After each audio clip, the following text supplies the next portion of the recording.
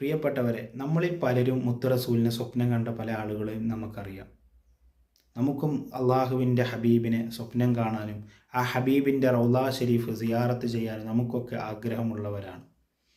പ്രിയമുള്ളവരെ, മഹാന്മാർ പഠിപ്പിക്കുകയാണ്, സൂറത്തുൽ കൗസർ 1000 തവണയും അതുപോലെ 1000 സലാത്തും ഒരാൾ ചൊല്ലി ശേഷം ഉറങ്ങുകയും ചെയ്താൽ മുത്ത് റസൂൽ സല്ലല്ലാഹു അലൈഹി വസല്ലമ തങ്ങളെ അവന് സ്വപ്നം കാണാൻ, സ്വപ്നത്തിൽ ദർശിക്കാൻ സാധിക്കുന്നതാണ്. മഹാനായ ഷെയ്ഖ് ഹസൻ ഷദ്ദാദ് റളിയല്ലാഹു അൻഹു പറയുന്നു, ഇത് ധാരാളം ആളുകൾക്ക് ഇത് അനുഭവപ്പെട്ടതാണ്.